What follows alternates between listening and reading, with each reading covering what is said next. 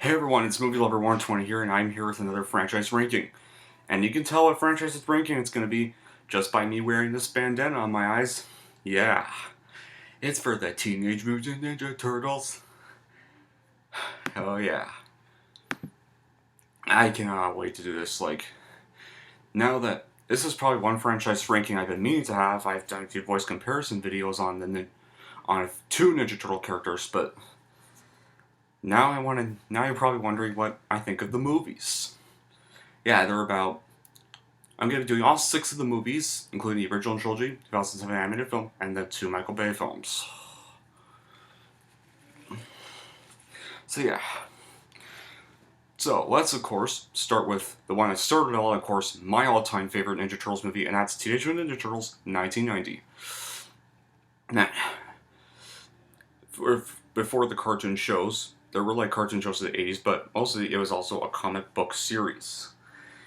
And yeah, and once and Ninja Turtles weren't really too popular back then, but when this movie came out, it was it was a very great, phenomenal movie. It made over 200 million worldwide at the box office and was the highest-grossing independent movie at the time before the Blair Witch Project came out. And yes, guys, I say independent because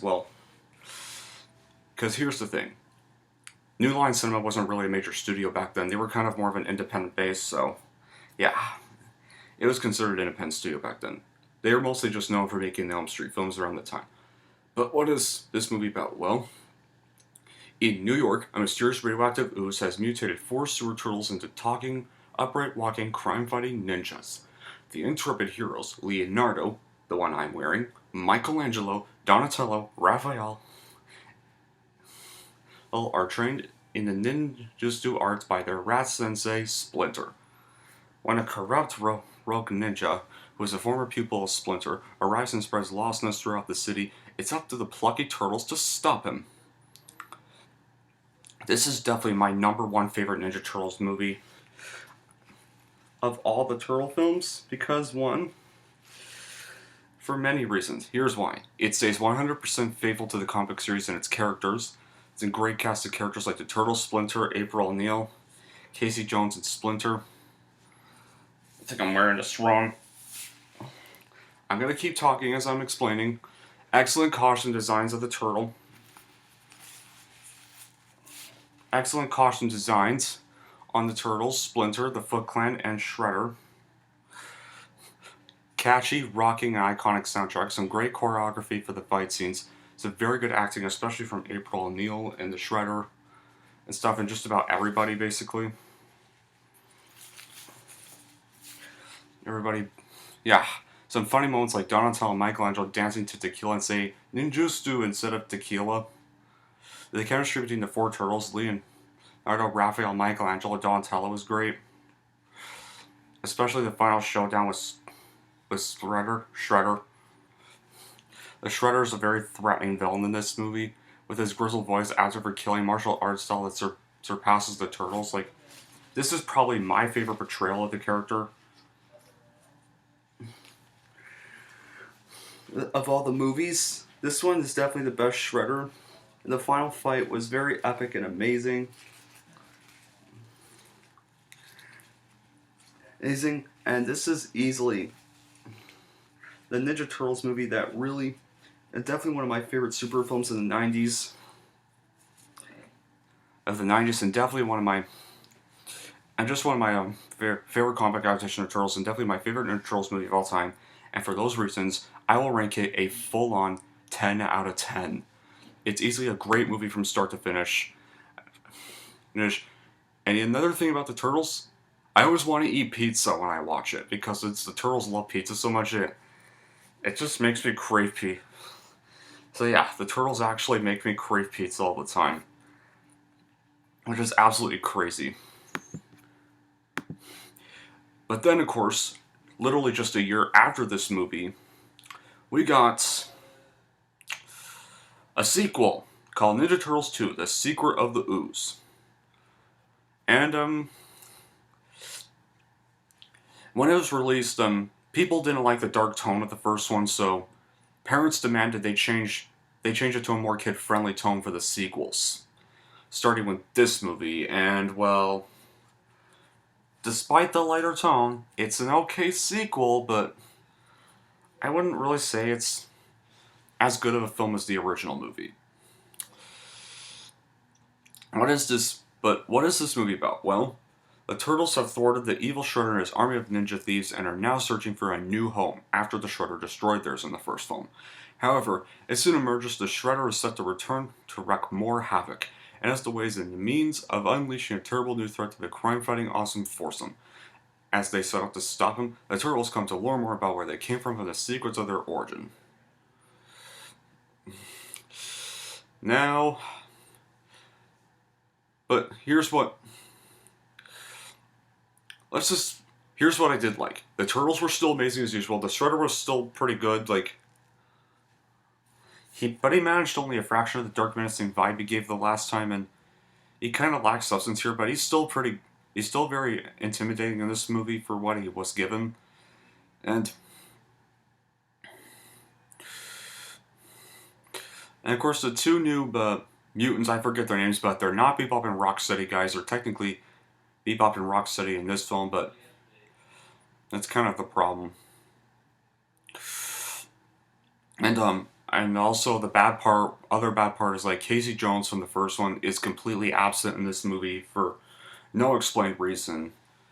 And April doesn't really get much screen time in this film as much as she did in the first one. She's just kind of there to give the Turtles advice, really, and what I and of course the fight scenes weren't nearly as epic as they were in the first one. They were just okay. Really, they were just more Three Stooges like, and then yeah, I didn't really like they toned down the dark tone of the first one. It kind of worked. A dark tone actually worked because the Turtle comics are actually dark. They're not really kid friendly, guys. Just because the shows may be kid friendly doesn't mean the comics really are. But all in all, it was still funny, entertaining as the original film. And honestly, how would I rank it? I would give it a 7 out of 10. It's an okay sequel, but not as good as Ninja Turtles 1. And then we probably get to the weakest film of the original trilogy, but not the worst Ninja Turtles movie. Because I'm going to get to the worst one in a little while. That would be Ninja Turtles 3, Turtles in Time.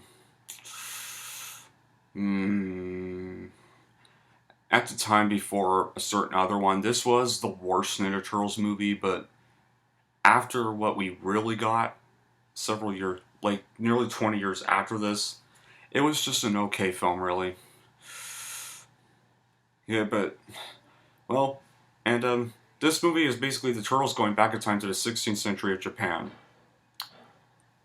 Yeah, that's literally just what the movie is. Here's why this movie is so bad. It's pretty bad. There's poor animatronics that makes the Turtles talk like sock puppets. Master Splinter looks even worse, due to him always being shown from the waist up, and it's incredibly obvious that he's a puppet. Making matters worse, the animatronics are done by a completely different company instead of Jim Henson's Creature Shop, who provided the animatronics in the first two movies. And the movie feels like an average samurai film, but with the Turtles shoehorned into it. Some awful voice acting, especially in the case of Raphael. His original voice actor doesn't even return for this film. Such lazy writing compared to the first two. It's just a generic fish out of water type of movie. Some very awful editing. Michelangelo is even sidelined for most of the movie, and he only shows up in the last fight scene of all the 3 fight scenes this movie has. The soundtrack is so generic and it doesn't even fit the Japanese setting. Some pathetic and dated jokes. As well, there's no villains from the show present in the movie, and it's just some evil shogun named Lord Moringa who is such a horrible villain. And some home video releases of the movie have the film subtitled Turtles in Time, even though that was just used as a video game title for the second arcade game. Several plot holes in the story. And unlike the first 2 films, which builds up the appearance of the Turtles, they just enter the picture dancing to Can't Stop Rocking by ZZ Top, which is so cringeworthy. Now, there are still some redeeming qualities, some funny moments here and there, like Michelangelo trying to eat a hard pizza and then throwing it like a frisbee at Raphael. The song used in this movie are pretty fun to listen to, like Tarzan Boy in the scene where Casey takes the 4 little Japanese soldiers to a bar. Another thing, Casey actually shows up in this movie, unlike in the second one where he was just completely absent. he at least comes back in this movie, which I did like. And there are some heartwarming moments, like Raphael acting like a big bird to Yoshi. With the exception of the turtles themselves, some of the acting is pretty decent. So how would I rank this movie? I'd rank it a 5 out of 10. It's the worst of the original trilogy, but it's definitely not... It's more second worst because the real worst one is coming up, guys. You just wait. But then, of course, after, like, decade after that movie, we got what is my second favorite Ninja Turtles movie, and that, of course, would be TMNT 2007. And basically, what is this and what is that movie about? Well, after defeating the Shredder, the four turtles have grown apart through their final defeat of the Shredder. But when strange things are happening in New York City as ancient creatures threaten the world, and the turtles must reunite to save it. Man, oh yeah. That's pretty much the... Yeah, like... And here's why I love this movie so much. Well, the choice to make the film computer animated. This one is not live action or puppetry like the first three films. It's actually computer animated, and it's very creative and worthwhile. There's unique and semi-realistic designs of the newly CGI animated turtles. It's very intense and well choreographed action scenes. The film had an incredibly solid ensemble cast that do a good job of portraying their characters, like Leonardo, voiced by James Arnold Taylor, Raphael, voiced by Nolan North, Master Splinter, voiced by Mako, and April, voiced by The Grudge's Sarah Michelle Gellar, are prime examples. Peter Laird, one of the co-creators of the original Teenage Mutant Ninja Turtles comics, worked with Warner Bros. And had more involvement than he did in the previous three films. The production company picked a newbie director, Kevin Munro, a self-proclaimed fan of the original comics and film, to do this. And he wrote the film with reintroducing the characters in mind, and had been, since it was 14 years since the infamous film with the Turtles. He also made sure the Turtles were written well enough to make new/old audiences happy, and he also worked with Peter Laird to make sure the story had all the right notes for a good TMNT film, and the computer animation enabled the crew to make more frantic and kinetic action scenes. Like, there's so many epic action scenes, like the scene where Leo and Ralph fight in the rain is awesome. And definitely one of my favorite Ninja Turtle fights yet, even though they're completely fighting against each other. And they decided not to bring back the Shredder, which is a creative plus, and which failed in the third film, but actually finally worked properly in this movie. And then April O'Neil, despite having a smaller role in this movie, is still awesome and still has her own storyline with being an archaeologist and putting up with Casey Jones. And by the way, guys, Casey Jones, believe it or not, is actually voiced by Captain America's Chris Evans in this film. So technically, the year this movie came out, he was both Casey Jones and Human Torch, and he's actually and Casey Jones is actually kind of as humorous as Human Torch in this movie. And also, April even suits up and helps Casey and the Turtles in the end, so she still actually has a use despite her smaller role. And they based each of the 13 monsters in the movie off real-life mythological creatures with exaggerated and creepy designs. And they made a smart... And there's even some additional voice actors like Billy West, Kevin Michael Richardson, John Medijo, Jim Cummings, Phil Lamar, and Jennifer Hale actually all appear in this movie, and they all made a smart choice casting voice actors for the lead turtles while having the celebrities voice the supporting characters. The bad qualities, yeah, there's still some bad qualities, like a dialogue lacks the irony and goofy wit of the earlier TMNT movies. The CGI hasn't really aged well. Some of the characters are rough around the edges. Despite being meant to be the fourth movie series, it kind of doesn't really have much to do with the movie trilogy. It's kind of more based off the 2003 show, which I loved and is my favorite of the animated shows as a kid. The only connection this movie has with the trilogy is the old relics in the end, so at least that's something. And Yalt and his siblings were probably the weakest villains in the whole series. However, despite those qualities, I consider this my second favorite Ninja Turtles movie, and I give it an 8 out of 10. It's still not as good as the first one, but it was still much better than the second and third films. So eventually, unfortunately, we never really saw another Ninja Turtles movie after this movie once again. But then, around 7 years later, they finally decided to come up with another one, make it live action again, try to go back to the darker tone of the comics, And of course, it sucked. Yes. Now we get on with the worst Ninja Turtles movie ever. Yes, guys, I don't mean to. I'm not trying to disrespect opinions here. I consider this the worst Ninja Turtles movie, guys. It's just my opinion. But I'm not gonna bash anyone. If you guys like this film, that's fine. It's Ninja Turtles 2014. Oh, God. Let's just get this over with. The movie is about, like, once again, you all know the origins. Spawned from a lab's experiment gone awry, teenage terrapins Leonardo, Mike, the Ninja Turtles, live in the sewers beneath New York, although their rodent sensei Splinter advises them against showing themselves above ground. The justice-loving pizza-eating brothers can't stand idly by while evil Shredder and his minions terrorize the city. With help from intrepid reporter April O'Neil and their cameraman, Vern, the Turtles set out to save New York. There's so many bad moments of this movie. It's the new cast. They don't really even try hard to look like the original characters in the original films, and they don't even fit or match the roles of the characters. Like, especially between the Turtles, April O'Neil, and other characters, there's main problems with the characters and lack of character development. Like, specifically the Turtles' head designs. They look so ugly and discounted, like, they look like they had botched head surgery and their personalities were flanderized with airheaded noise, garbage that happens during the climax, and their personalities are really annoying and obnoxious in this movie, and yes, April O'Neil's appearance did not match her original appearance at all, like, and Shredder, yes, they bring back Shredder in this movie, but they make him so generic and lame. Just like your typical Steppenwolf style villain that just wants to wipe out all of New York City with no motive to do so, and does not have any connection to Splinter. While the original incarnation had a well developed hunger for power and actually had a connection and rivalry with Splinter in the originals. And Splinter became a martial arts master just from reading an old book about ninjutsu written in Japanese, which made no sense, as a rat likely cannot even read, much less read Japanese, who would not be able to properly master the moves based on the illustrations alone.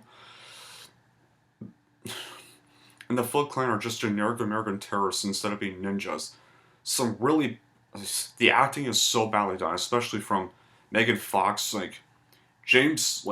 In one of James' older reactions, he had a point. As soon as they got Megan Fox these movies, it was not even movies for kids anymore.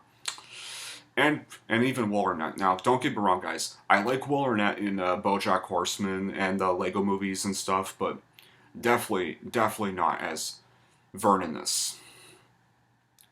In cinematography, that's way too similar to the Transformers films. Now, I don't mind the first three Transformers films, but everything after Dark of the Moon just is not even worth it. Some super unfunny and weak humor, and the grasp of the original films and television shows is so poor in this, and it only involves the movie itself only involves the Turtles trying to save New York City. Yet most of the film boils down to a lot of filler. There's almost nothing going on during the movie. Some confusing and hard to follow climax, especially the fight with Shredder. Very on all. Everyone is no characters are even likable in this film, and wonky camera work, too many product placement. And plus, the language of this film is extremely inappropriate for a film that's supposed to be aimed at kids and teenagers. Some awful and cliched writing, and overuses of a lot of computer-generated imagery. And the film was in development for 5 years, so it's not even all that surprising it turned out the way it did. And despite being called Teenage Mutant Ninja Turtles, it's practically more about April than the Turtles, like at all. Now, I think the only good qualities I have ever have with this film are a passable soundtrack composed by Brian Tyler, and there are, I guess, maybe some humorous moments like where the turtles in the elevator and beatbox.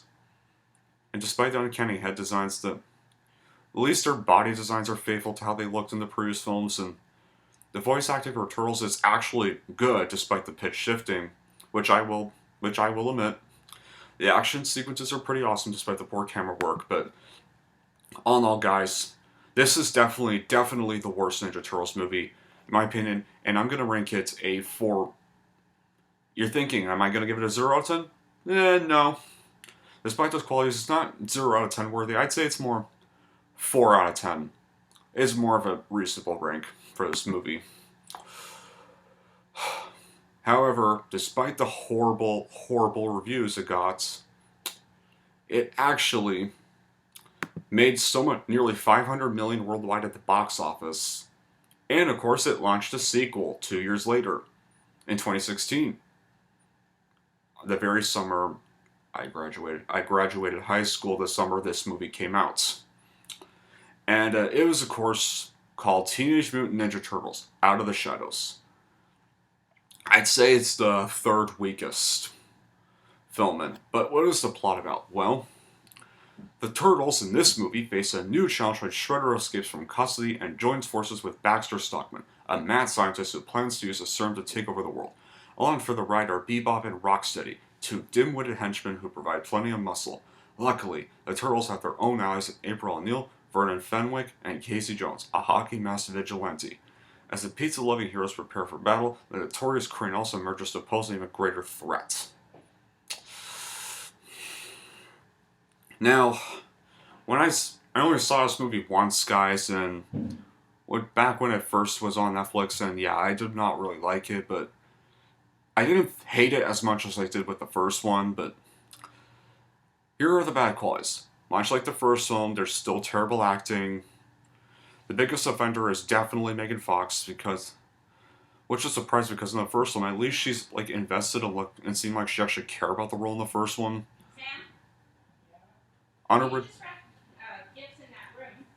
Unoriginal plot lines that have ripped off numerous better films. Some poor CGI except on Crane. Unfunny and weak humor. Plus, Leonardo, who is my favorite Ninja Turtle of all time, it wasn't even likable in this movie. Especially when he says that there's only one vote that counts in his family, mine. And now Bebop and Rocksteady finally make their film debut in this movie. Except they're just so mature, they barely even acted like they're more like parodies of their characters. The mystery of Shredder's identity is lost. Like in the first one, he's kept mostly in the shadows, and when he's in full light, his face was masked to hide his identity. Added to the intriguing factor, here he's almost entirely unmasked. There isn't even a big reveal of who he is. They just go, okay, so this guy's Shredder now. Cool. But, however, I will admit this. I'm glad they did better with the Shredder this time around. Because in the 2014 movie, he looked way too much like Megatron, which is not who Shredder is, guys. Shredder is not a Transformer. So, at least he's a normal guy in this movie, which I will admit. In one scene, there was, especially, and I did not like that scene where April dressed in a skimpy schoolgirl outfit in a film based off a kid's cartoon. And they tried to force an emotional aspect with how the Turtles are discriminated, but they almost immediately forget about it. And Casey Jones literally acted nothing like his original character's vigilante, and he only acts like a child that dreams of becoming a detective. And the subplot of Raphael becoming human through using mutagen was just an excuse for the be yourself cliche, which has been done so many times. And Casey Jones' trademark hockey mask only appeared in just one scene.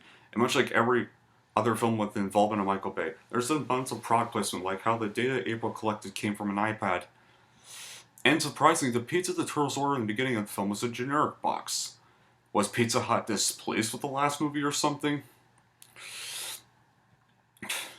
The good qualities, well, a still decent soundtrack, good voice acting for the Turtles and Crane, some great action scenes, especially when the Turtles battled Bebop and Rocksteady. At least, and this time, what I did like, they actually focused on the Turtles, this movie, unlike the first film, which was barely even about the Turtles. Not to mention, this film was such an improvement over the first reboot film, at least. So how would I rank this movie? I'd rank it a 6 out of 10. It's much better to watch than the 2014 movie, and Ninja Turtles 3, but it's the third weakest, definitely. Now, how I would rank all the films. First place best, Ninja Turtles 1990. Second place, TMNT 2007. Third place, Ninja Turtles 2, Secret of the Ooze. Fourth place, Ninja Turtles Out of the Shadows. Fifth place, Ninja Turtles 3. And bottom worst, Ninja Turtles 2014. that would be how I would rank all the Teenage Mutant Ninja Turtle movies. So I want to know in the comments below, if you have seen Ninja Turtles or are a fan of Ninja Turtles, how would you rank the movies? Just go ahead and tell me in the comments below. Until then, that'll be it for this video, guys. Thank y'all for watching. If you like this and want to see more, don't forget to like and subscribe to Movie Lover 120. And last thing I will say is, cowabunga, dudes!